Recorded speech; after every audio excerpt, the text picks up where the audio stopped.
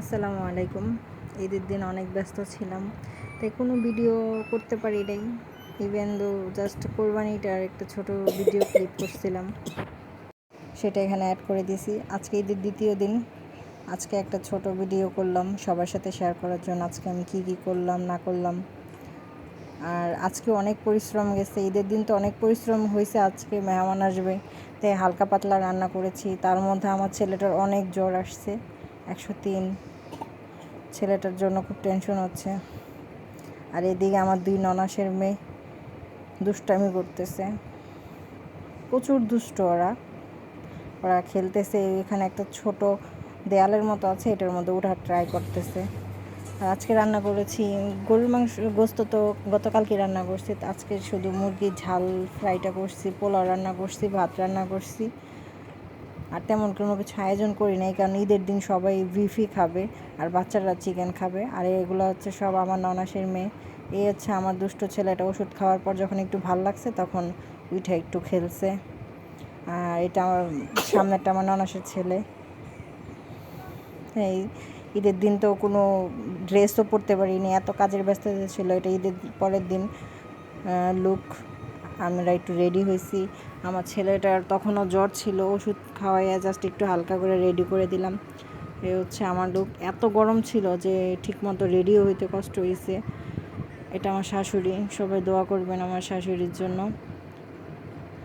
আর এটা আমার ননাস, আমার মেসেজ ননাস। এই হচ্ছে আমার একমাত্র স্বামী।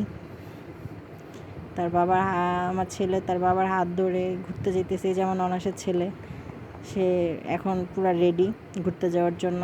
আমার শাশুড়ি আস্তে আস্তে নামতেছিল সিঁড়ি দিয়ে। আর আজকের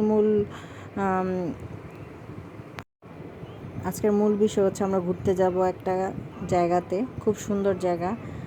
তাই আমরা কোথায় যাচ্ছি, কি করতেছি, সেগুলোই আজকে তুলে ধরবো পুরো ভিডিওর মধ্যে। এটা আমার শাশুড়ি, ওইটা আমার বড় ননাস, মেজো ননাস উপরে, উনি যায় নেই। আমরা গাড়িতে 2 গাড়িতে বসে সবাই রেডি, সবাই একসাথে যাওয়ার জন্য। আমি, আমার বড় ননাস আর আমার শাশুড়ি এক গাড়িতে বসছি। আর জায়গাটা এত সুন্দর, আপনাদের ফুল ভিডিও আসতেছে।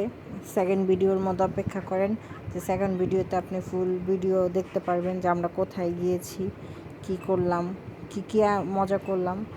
আর জায়গাটা এত সুন্দর যে আপনারা দেখে নিজেরাও মুগ্ধ হবেন। বাট রাস্তায় যেতেই যে গ্যাঞ্জামে পড়ে যাব কখনো কল্পনা করি নাই। রাস্তায় যেতে যেতেই যখনই কাশপুর ব্রিজের কাছাকাছি গেছি তখনই টায়ারটা পাঞ্চার হয়ে গেছে। আর আমাদের অনেক ভোগান্তি শুরু মাত্র। বলে না যে বাসা থেকে বের হলেই যে কত সমস্যা। আর আমাদের আরেকটা গাড়ির মধ্যে ঝামেলা হয়েছে, এসিটা বন্ধ হয়ে গেছিলো হঠাৎ করে। হয়তো কোনো লুজ কানেকশন হয়তো বা হয়েছিল। তারপর আবার একটু পরে ঠিক হয়ে গেছে। যখনই আমরা এই জায়গাটা ক্রস করতেছিলাম তখনই হয়তো একটা তার কাটা, আমরা শব্দ পেয়েছিলাম যে টায়ারটা থেকে বের হচ্ছিল, আওয়াজ বের হচ্ছিল টায়ার থেকে। তখনই আমরা সাইড করে গাড়িটা থামাইয়া দেখলো যে পুরো টায়ারটা পাঞ্চার হয়ে গেছে। তারপর আর কি